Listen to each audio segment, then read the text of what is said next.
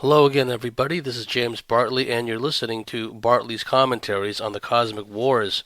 Today I'm going to talk about a few different topics, one of which is just a little jaunt down memory lane. It's amazing how people just either can't remember what happened not too long ago or they never cared in the first place. I'm going to talk a bit about Edward Snowden's revelations, and Edward Snowden was not a limited hangout. The kind of nonsense you hear from people who talk about Edward Snowden as if they know what they're talking about. He did all of us a great service by revealing the depth and the scale of the NSA, GCHQ, Five Eyes, so to speak, surveillance. Many of us who are familiar with the NSA going way back, we had an idea of how pervasive this electronic eavesdropping empire was/is. Thanks to Snowden, we have a lot more details, and we know the names of some of the programs, or at least what the names of the programs were back in the day, at least at the time when Snowden was releasing this information. Once again, the NSA is the National Security Agency, and they encrypt communications and they decrypt communications. They encipher and decipher, and increasingly over time, they began to amass gigantic amounts of information, and I'll talk a bit more about that. This is real NSA stuff, not this silly, me mom brought home NSA documents about flying saucers. You just hear ridiculous things in the UFO field, things that don't hold any water at all, that would make anyone who has any familiarity with operational security, with the concept of need to know, compartmentalization, the nature of the British-U.S. special relationship as far as the intelligence community is concerned. Anyone who knows anything about that, anything about the British spy scandals, and the Soviet spies that had really infiltrated the British segment of the Manhattan Project, etc., etc.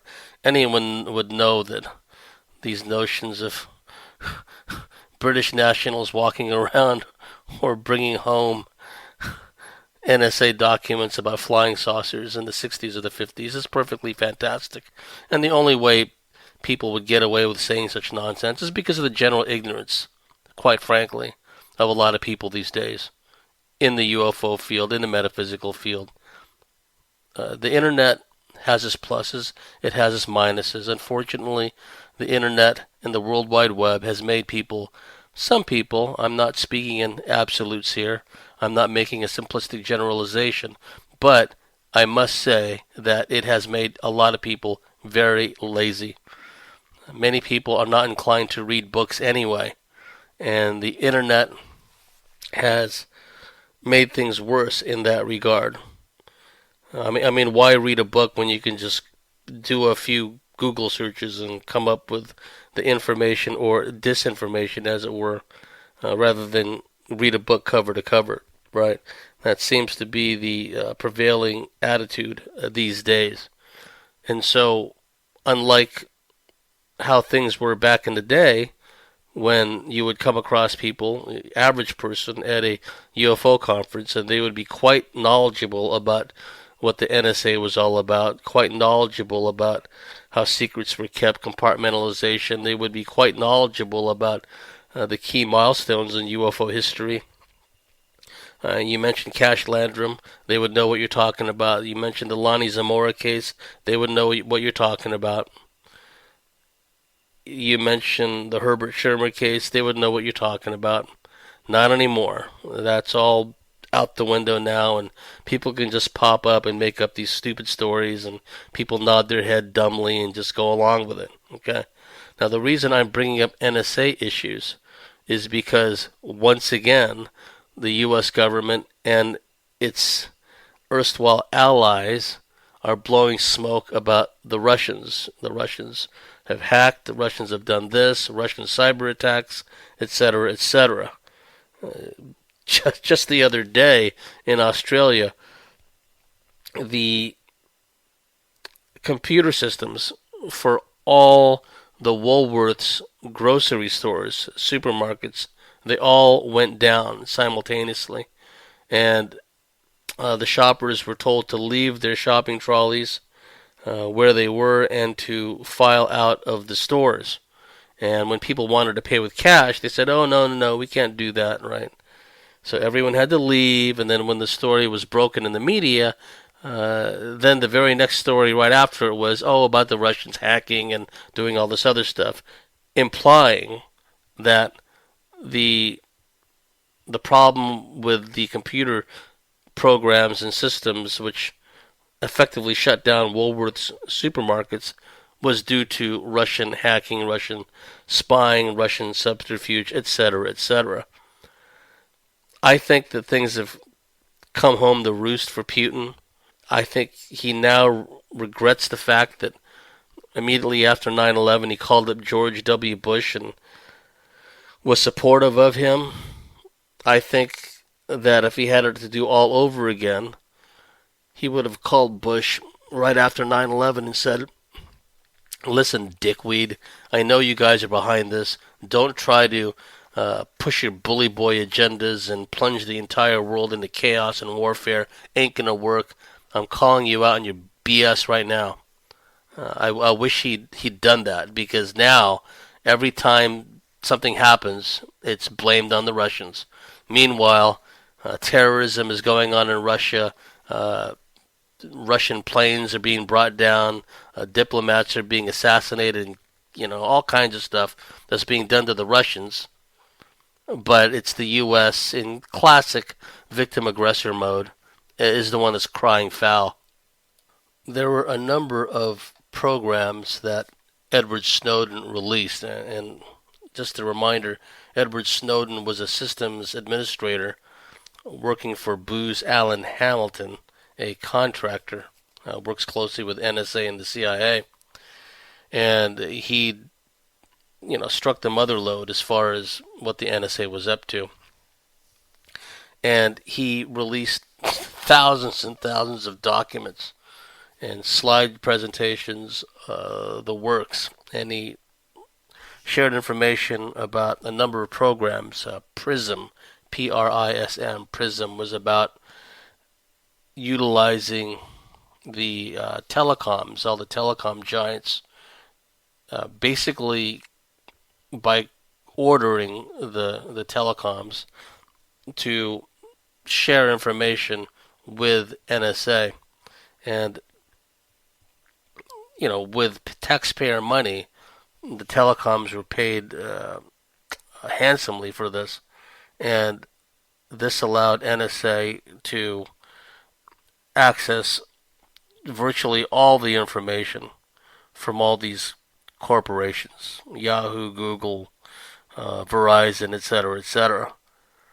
And you have projects like the UK GCHQ Tempora and its American counterpart, NSA counterpart, Upstream, where they tapped into the fiber optic cables that go through the U.S. and go through the UK and go into other countries, and that allowed them to plug into another mother lode of information.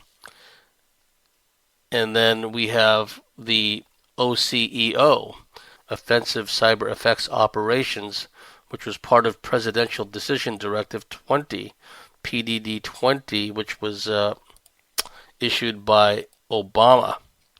And it's listed as top secret, no foreign, top secret / no foreign, NOFORN. No foreign is a pro word, is what it's known as in the communications world. No foreign stands for not releasable to foreign nationals. And page 9 of an 18-page document reads, Offensive Cyber Effects Operations. OCEO can offer unique and unconventional capabilities to advance U.S. national objectives around the world with little or no warning. to the adversary or target, and with potential effects ranging from subtle to severely damaging. The development and sustainment of OCEO capabilities, however, may require considerable time and effort if access and tools for a specific target do not already exist. The United States government shall identify potential targets of national importance where OCEO can offer a favorable balance of effectiveness and risk as compared with other instruments of national power, establish and maintain OCEO capabilities integrated as appropriate with other U.S. offensive capabilities, and execute those capabilities in a manner consistent with the provisions of this directive.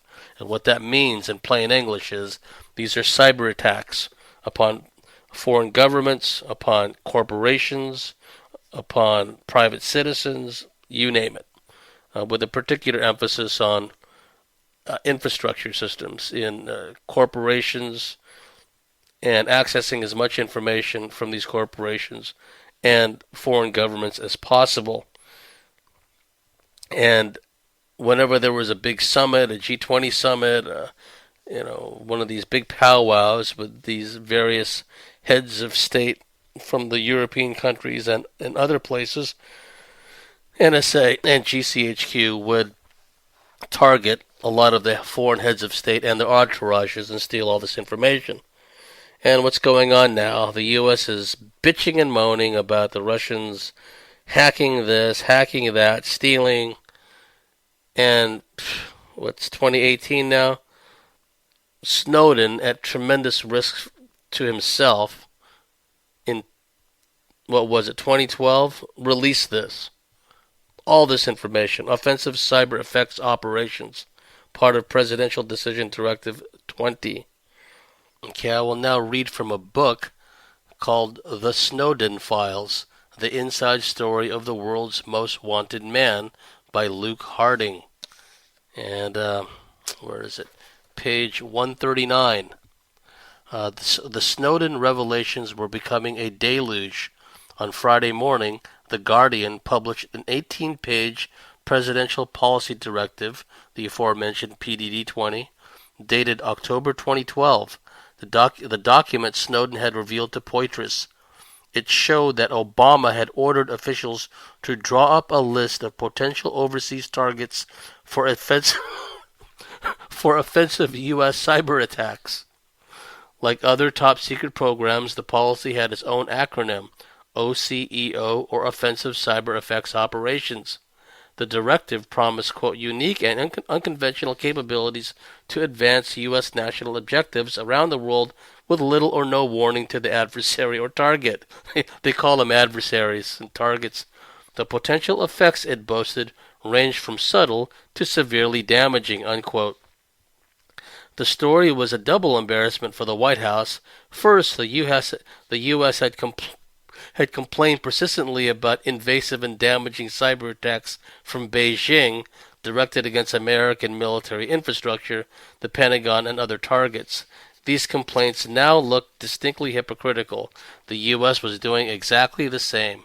Second, and more piquantly, Obama was due later that day to meet his Chinese counterpart Xi Jinping at a summit in California. Beijing had already hit back at U.S. criticism. Senior officials claimed to have, quote, mountains of evidence of U.S. cyber attacks, every bit as serious as the ones allegedly carried out by rampant Chinese hackers. As the day unfolded, it became clear that the leaks had got the president's attention.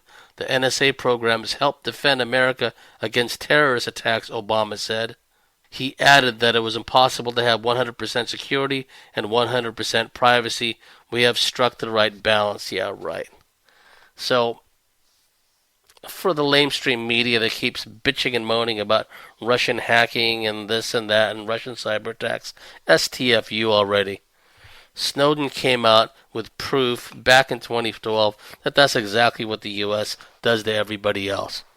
And now, classic victim-aggressor mode, the U.S. is complaining about the Russians again. It's always the Russians. And since I'm on the topic about the Russians, let me talk about the distinct possibility that there was coordination between Moscow and the Pentagon to limit the damage, so to speak, to deconflict the impending missile strikes from the U.S. Work things out in classic, I don't even know if you can call it a back channel fashion, to ensure that there would be no Russian casualties and, as far as possible, no Syrian military casualties and Iranian casualties. The Israelis continue to launch strikes against Iranian positions in Syria, but that's another story. It's connected in the same story, to be sure, but we're going to be talking about, in this instance,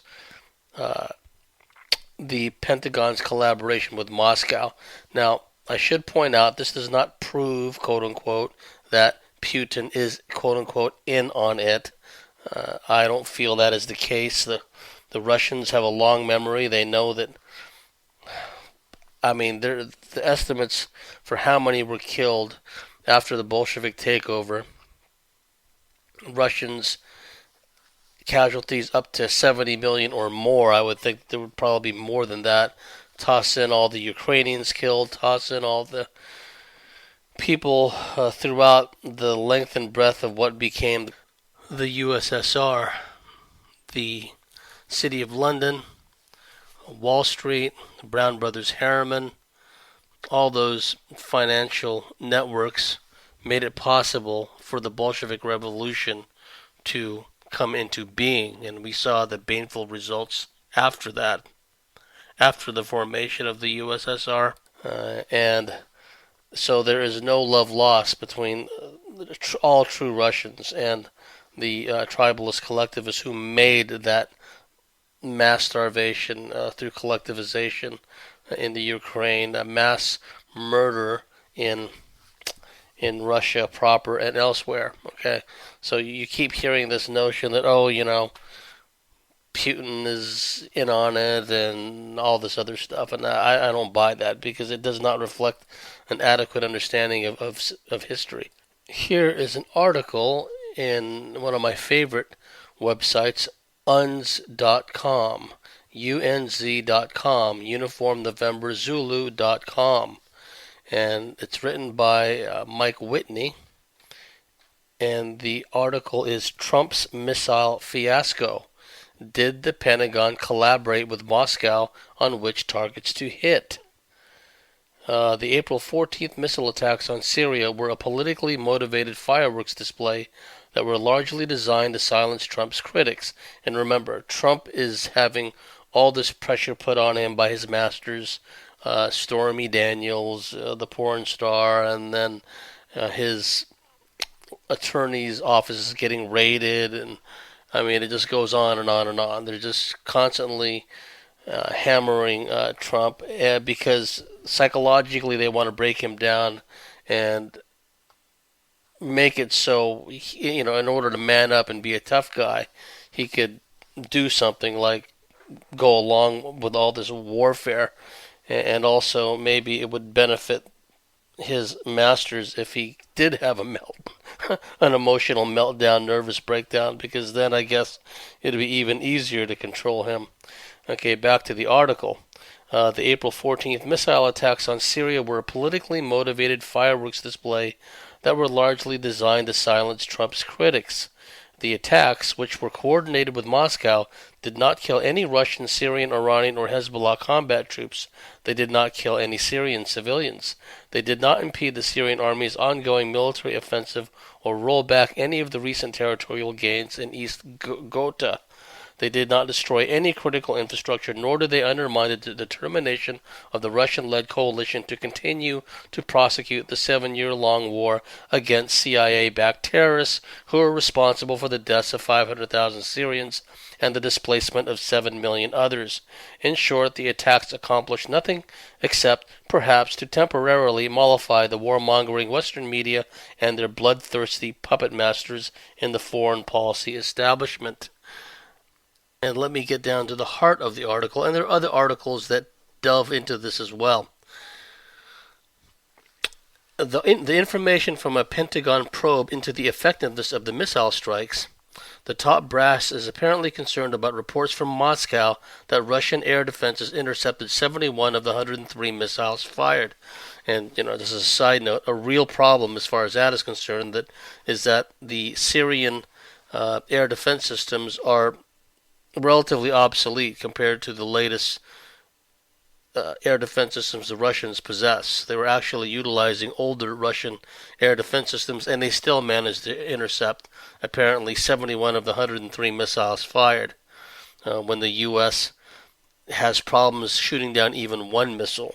And I would go so far as to say that the recent pandemonium in Hawaii about, everyone's getting text messages advising them that a nuclear missile strike is underway. I think the whole purpose behind that is to put out these stories after the fact saying, well, there really was a nuclear missile headed to Hawaii, but it was shot down by the U.S. I think that is the spin, because they had to reassure at least some people, at the very least people in the military, at these military bases, that there is a viable anti-missile defense system that can be utilized against incoming missiles. I don't believe the U.S. has a viable anti-missile system. And they're not going to, as far as I know, or anyone really knows, utilize alien technology, which the corporations have and deep black elements of the military have. No, if you're just talking about surface level terrestrial anti-missile defenses, the U.S. is sorely lacking. And I've talked about this in other podcasts. The ship-based and the land-based Aegis missile systems, they just don't cut the rug. So I think that was the purpose behind the whole Hawaiian pandemonium meltdown. Everyone getting text messages saying, oh, you know what, you're toast, you're going to get nuked at any moment. I think that part of that whole fiasco was to later on start leaking out stories that there really was a missile strike, but it was shot down by the Americans. I don't believe that for 1 second. Now, fast forward to the present time, and it seems that the Syrian army, even utilizing older Russian air defense systems, were still able to knock down 71 of the 103 missiles fired. This is deeply, deeply embarrassing to the huge aerospace giants, aerospace weapons manufacturers like Lockheed and others that are in the business, that's the key word, in the business of making an effective anti-missile defense system. Anyway, back to the article.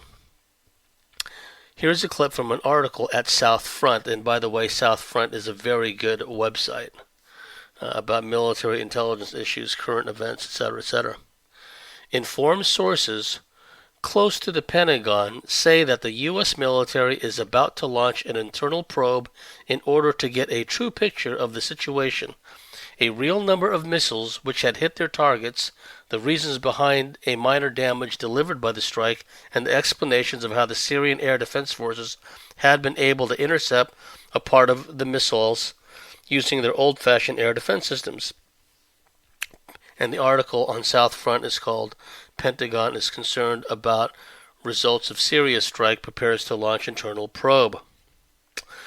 And the article on UNS.com goes on to say, more disturbing is the news that the Pentagon coordinated with Moscow on the sites that would be targeted in the attack, which would explain why there were no casualties.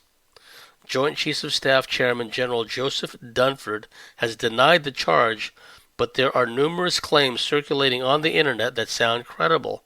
Check out this excerpt from an article at The Hill. Quote, the United States used its deconfliction phone line with Russia prior to Friday's airstrikes in Syria, but did not tell the Russians what the United States was targeting.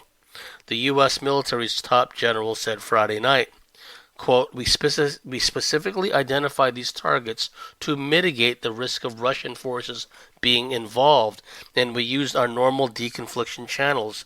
Those were active this week to work through the airspace issues and so forth. Joint Chiefs of Staff Chairman General Joseph Dunford said at a Pentagon briefing, "We did not do any coordination with the Russians on the strikes, nor did we pre-notify them." See, that's contradictory, because how could you, utilize your normal deconfliction channels and then right after that say, "We did not do any coordination with the Russians on the strikes, nor did we pre-notify them"? Well, why call them up in the first place, right? Article goes on to say, "The only communications that took place specifically associated with this operation before the targets were struck was the normal deconfliction of the airspace, the procedures that are in place for all of our operations in Syria. We did not coordinate targets or any planning with the Russians." End quote. Article goes on to say, "Really? Question mark. The Russians were not pre-notified? Question mark. Then how does one explain this tidbit from RT? Quote, "Before we took the action, the United States communicated with the Russian Federation to reduce the danger of any Russian or civilian casualties," said U.S. Ambassador to Russia John Huntsman, said, claiming that, quote, "all the targets were linked with the Assad regime's illegal chemical weapons program," unquote, which no longer exists because, a lot of you know, back in 2014 sometime, Assad agreed to get rid of his chemical weapons arsenal. The U.S. ambassador to Russia said that the U.S. strikes were coordinated with Russia to avoid a greater power confrontation, unquote. That's from RT. Military analyst Publius Tacitus, I like that name, is even more explicit in a post at Colonel Pat Lang's website, Sic Semper Tyrannis. He says, quote, "Russia was told where we were going to strike. Russia in turn warned the Syrians. Both the Syrians and the Russians evacuated key personnel and equipment from the target sites. Any claim by the United States that we caused devastating damage or destroyed essential capabilities is total fantasy." And that article is called "Trump's Big Flop in Syria," written by Publius Tacitus, Sic Semper Tyrannis. There were also a number of comments on Twitter from usually reliable sources that Russia was informed ahead of time. So, well, first of all, about if it's the same kind of deconfliction phone line that I'm thinking of, the mother of all deconfliction phone lines was the hotline between, originally set up by Nikita Khrushchev and John F. Kennedy. And interestingly enough, according to some of the so-called majestic documents, I have no reason to doubt them, the reason the hotline between the U.S. and the USSR at the time, the reason it was set up was because all these UFOs kept showing up all over the place, and there was, a lot of consideration on both the parts of the U.S. and USSR that if there was a sudden mass flyover of UFOs, it may inadvertently trigger a nuclear strike on one side or the other. In fact, if you go back to the classic 1962 movie Fail Safe, Fail Space Safe, starring Henry Fonda as the President of the United States, Larry Hagman as his Russian translator, it was about, spoiler alert, don't want to give it away, it was about, and it actually was about AI long before people started talking about AI, because the system that Strategic Air Command was utilizing to notify their bomber squadrons, nuclear bomber squadrons, of, the go signal, whether to go or fly up to a failsafe place and hold, basically. Well, a glitch happened, and the computer system, sent a go signal to the bomber strike wing of Vindicator bombers, and then they went off into Soviet territory to nuke Moscow, and that whole thing came about because of a UFO. You have to watch the movie. It's a classic, okay? And the UFO turned out not to be a UFO, turned out to be an off-course airliner. But it triggered a series of alerts. One thing led to another. I'm not going to spoil it for you, but if you want to watch a movie that is literally a white-knuckle kind of hair-raising type movie, watch Failsafe, and you get an idea of just how easy it is for these things to kind of go pear-shaped and lead to a nuclear war or at least a nuclear exchange. I highly recommend that movie, especially all the talk these days about AI and stuff. Well, this movie anticipated all that about what happens if machines and computers take over in real time and pit the nuclear forces of one country against the other.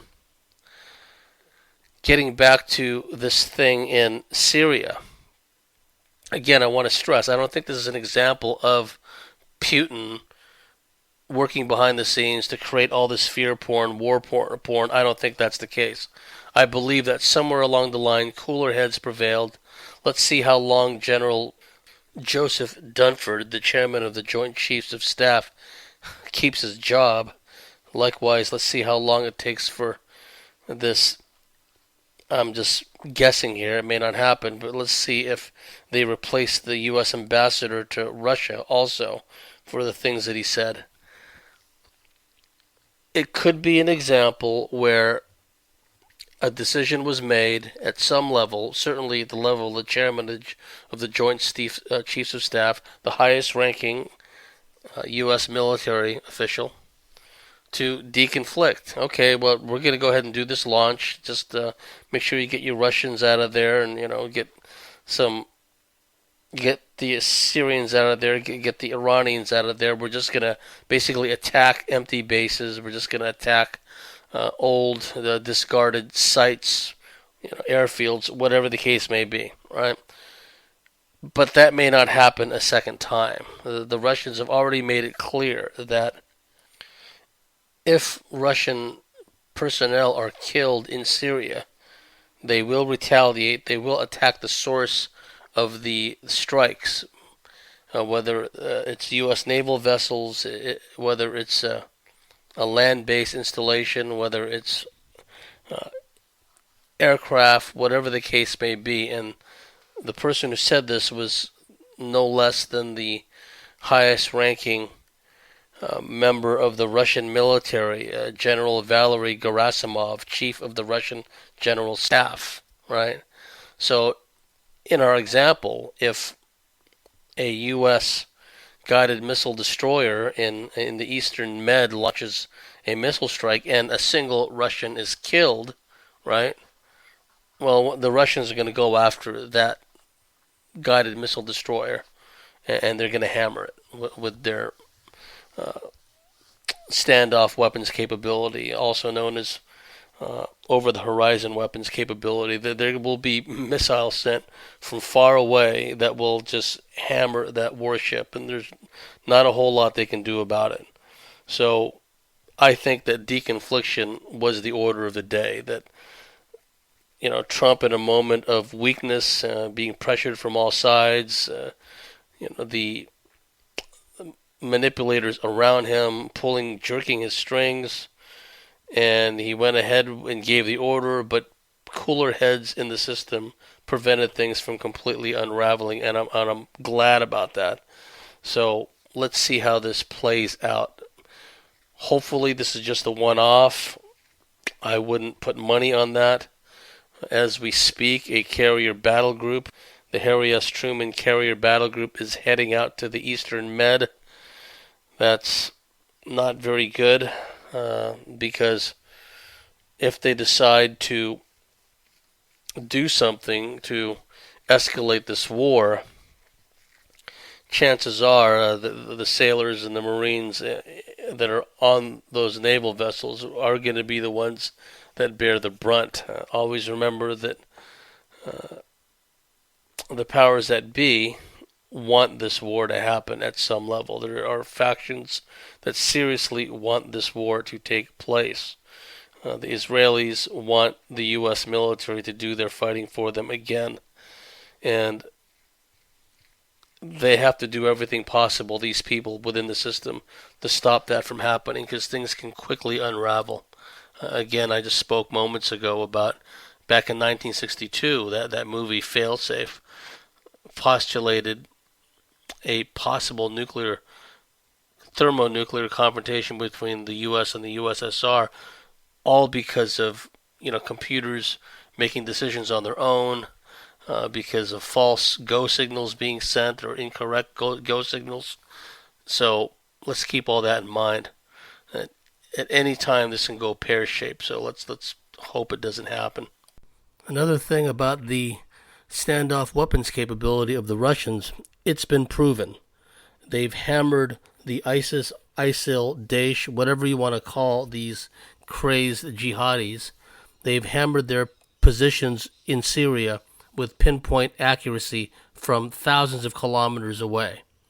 We know they can do this now. This is not theoretical, whereas a lot of talk about the Americans and their super weapon systems, right now it's all theoretical. And the ones blowing that smoke tend to be people that are favorable to the concept of all these wars and always have a bias towards favoring U.S. weapon systems, vice weapon systems of other countries, be they Russia, China, whatever the case may be. Bottom line is, the Russians have already proven in combat that they can deal death from a distance with their long-range strike capability. It is not theoretical. They can do this. Now what I want to talk about before the end of this first segment, and we're going to have a members segment where I'm going to talk about the upcoming Dhayaphim interview, which I am particularly proud of. One of the most important interviews I've ever had, and one of the most important guests I've ever had, because her milab interdimensional op experiences are more like what I hear from people that I consider to be legitimate. And the powers that be don't want us to know that at least some people have this capability. Capabilities that put anything you see in the X-Men or the Avengers to shame. Because of the DNA profile of these people, because of their morphic resonance field and their innate know-how and the taskings they're receiving from their own oversoul and whoever else they may be affiliated with. They've already done a signal service helping to unravel this whole control system. What I'm going to talk about now is the concept of respect, of mutual respect.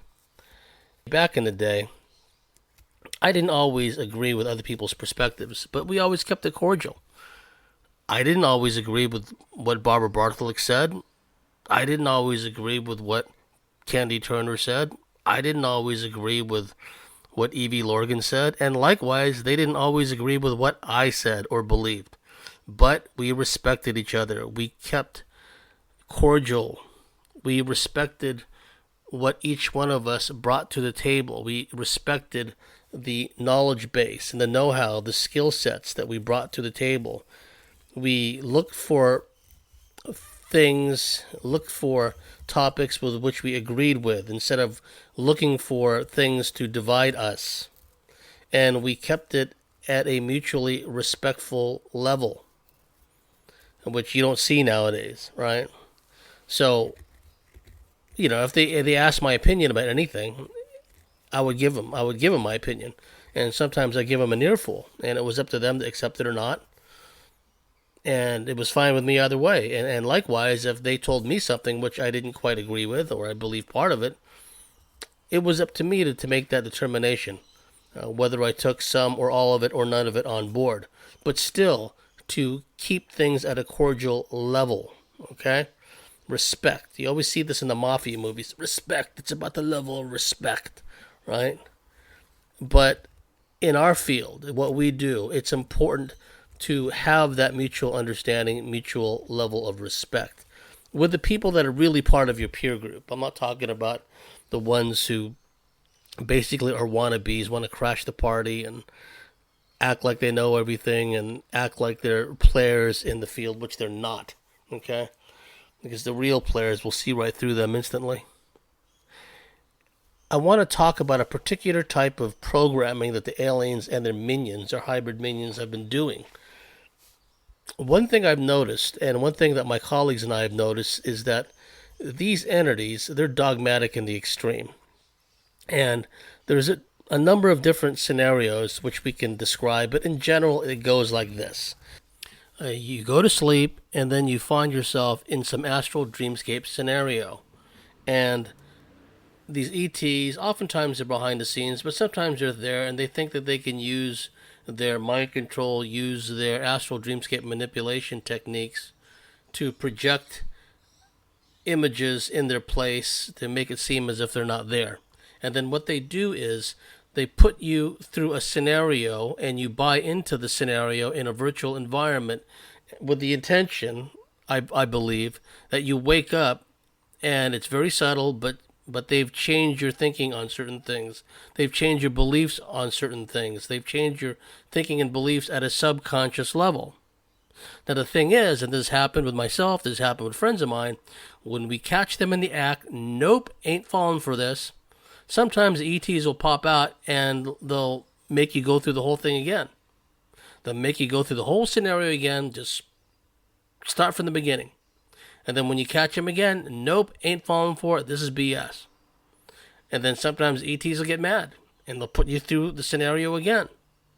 Now I've known people who have busted the ETs in the act of putting them through these simulations, and then they say, nope, ain't falling for it, this is fake, this is fake, this is fake.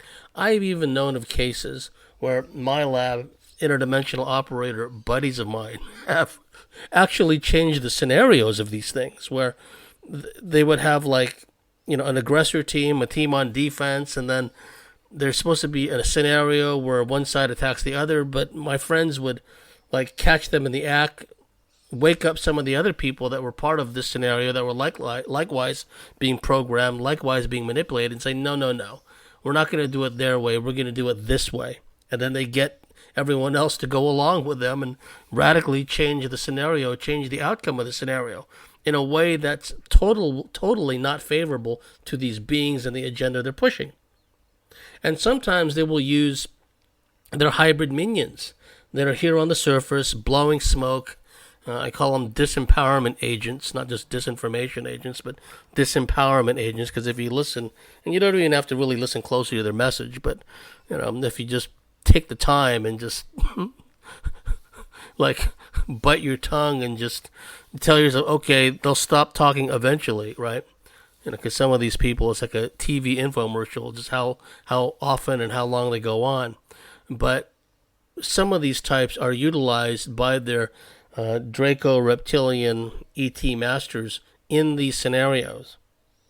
And on one occasion, one of these disempowerment agent types was in my dreamscape, and he was there at the behest of his alien Draco reptilian masters, and they were putting me through these scenarios, these virtual reality scenarios, and they expected me to just go along with them. I guess they thought of me as like a Chinese coolie, Yes, boss, and just kiss up to him. Yes, boss. Yes, boss. Whatever you say, boss. Yes, boss. Yes, boss. Throw me a few grains of rice, boss. Yes, boss. But I didn't go along with it. I'd stop everything in its tracks and say, this is BS, this is BS, this is BS.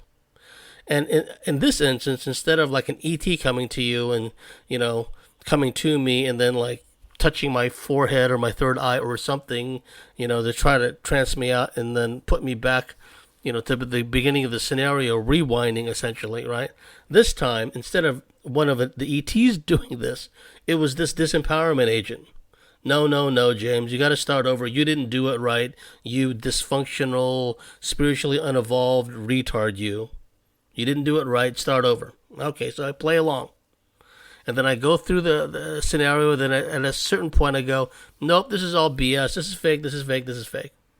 And I kept doing this, and then this disempowerment agent, he lost that cool, calm exterior and the jovial nature he expresses here on the surface, right? He blew his top, got in my grill and started yelling and screaming at me. Just demanding that I go along with the program. Me, I just laughed. Ha ha ha, right? Clyde Drexler, a great Hall of Fame basketball player, he tells a story that when he was a rookie, he was playing against the Boston Celtics and Larry Bird for the very first time, and Bird was the all-time trash talker. He really was. This white guy with a southern accent, actually French Lake, Indiana. And Bird kept telling him, "You can't stop me, rookie. I'm going to drop 40 tonight on you, rookie. You can't stop me." And then Drexler would go, wow, you're so confident. You're so full of yourself. And Bird would go, "Rookie, you don't even know what's going on. You don't know anything, right?" And Bird went on to score like 10 straight points on Drexler, and then the coach took Drexler out, and as Drexler was slinking off towards the sideline to courtside, Bird walked by and went, laughed at him, right? Clyde Drexler tells a story. And that's what I did when this disempowerment agent was yelling at me, getting in my grill, right? "You're not doing it right. You're not doing it right." And he lost his composure. He lost his cool. Me, and I'll tell you why I laughed. Because it was amateur hour. Like, who does this guy think he is? Who do these beings think they are? Who do they think they're dealing with? And folks, some of you have far more metaphysical astral capabilities than I do. And I don't mean this in a boastful sense, but some of you need to develop a certain mindset. That, hey, you come into my astral dreamscape, you come into my mind, okay, you're in my hood, and you're going to play by my rules, right? And don't let anyone big shot you. Don't let anyone talk down to you. I just laugh. You think you can manipulate me? I guess they thought I'd wake up and just start sounding like some Muppet the next day. This is James Bartley in the Cosmic Switchboard Show, and today we're going to talk about things to disempower you, but I'm not going to coach it in such terms. Right? I guess that's what they thought. Well, it didn't work. And so, the point of relevance is you are the masters of your domain. Conscious, subconscious, astral, dreamscape environment, virtual environment, none of it matters. You are still in charge. You are the master and commander. And when these entities come into your astral dreamscape, create a virtual environment and try to get you to play along with it, do what I did. Just laugh at them. Or do what some of my friends did. Change this whole scenario around. Frustrate the hell out of them, right?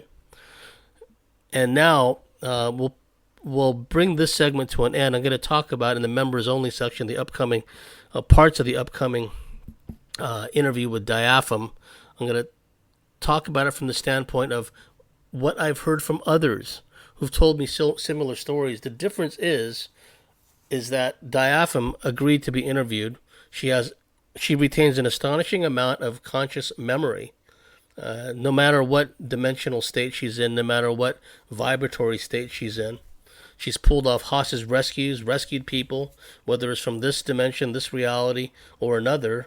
The effect was the same. She rescued people from reptilians that were held captive. She's had interactions with deep black elements of the military who tried to control her, but they couldn't. Okay? So, please, if... I really encourage you to plug into this upcoming interview with Dhayaphim because it'll be unlike any interview you've ever heard. And I must say that these are the kind of stories I've been collecting and collating, and these are the kind of people I've been networking with for a long time now. Okay? I'm not talking about this blue ostrich cult, yellow lantern, hexagonal alliance, any of that nonsense. All that stuff is dumbed down to the level of a B-grade Netflix movie. But the reality is, we are multidimensional beings. The powers that be, the controllers, the Draco Empire, don't want us to know this. And when you hear Dhayaphim talking very matter-of-factly of her experiences and what her capabilities are, you will know why they don't want us to know about this or talk about this. Because it undermines their whole agenda, undermines their whole control system. If we woke up, and I'm not talking about the whole planet, all these overly fluoridated, messed up people that just believe everything the TV people tell them. They're not a part of this, okay? This information is not meant for them. They've made their own choices. They've allowed other beings to make choices for them. They're not part of this discussion, folks. It was never my intention to lead this gigantic breakout of billions of people. And like I said before, it's like, what have they done to earn it? What have they done to earn the right to break out of this prison matrix and this recycling system? When they're a part of it themselves. They're a bunch of Will Smiths. They're a bunch of Matrix Sentinels, as I call them. Right? I'd rather run with one than be dragged down by 20, okay? So anyhow, we've reached the end of the first segment. You've been listening to Bartley's Commentaries on the Cosmic Wars. And if you like what we do, if you believe in what we do, please go to thecosmicswitchboard.com, sign up, become a member, and we'll see you at the start of the member section. Bye for now.